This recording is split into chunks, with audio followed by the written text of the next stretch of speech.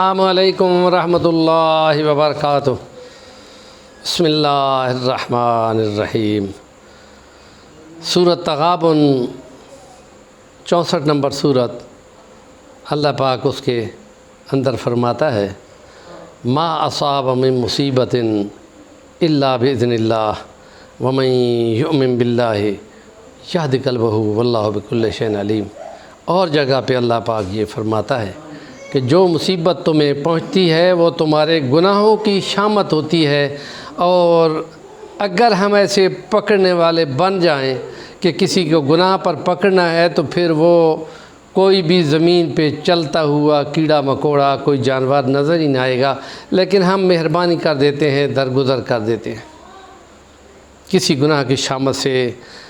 میرا آج ایکسیڈنٹ ہوا، میرے کندھا فریکچر ہوا، میرے بائیں ہاتھ کی ایک انگلی فریکچر ہوئی، لیکن میں نے کہا اپنے سامعین کو یہ مضمون بھی سناتا ہوں کہ جو مصیبت بھی آتی ہے، کامل ولیوں کا یہ طریقہ ہے کہ وہ یہ سمجھتے ہیں کہ پتہ نہیں خدا کی کیا منشا ہے، وہ آزمائش ہوتی ہے، لیکن ہم تو گناہ گار لوگ ہیں، ہم کسی گناہ کی شامت پہ آ کر یہ اگر یوں پکڑ ہوتی ہے یا یوں سرزنش ہوتی ہے تو سورۃ الف لام میم سجدہ میں خدا فرما چکا ہے کہ تھوڑا تھوڑا ہم تمہیں مزہ ضرور چکھائیں گے کہ تم شاید واپس لوٹ آؤ، ہمارے بن جاؤ، تم پھر کہیں اور جا رہے تھے، تھوڑا سا جھٹکا ہم تمہیں دیتے ہیں۔ تو اس لیے اللہ فرما چکا ہے اپنے اس کلام میں الف لام میم سجدہ میں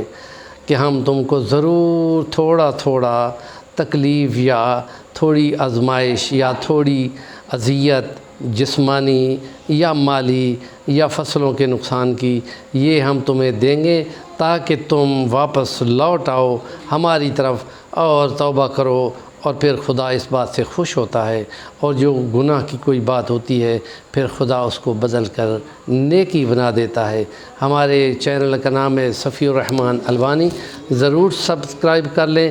اور نیکی کی بات کا ابلاغ اگر آگے آپ کرتے ہیں تو ثواب کے اسی طرح پورے مستحق بنتے ہیں، جیسے حدیث نبوی صلی اللہ علیہ وسلم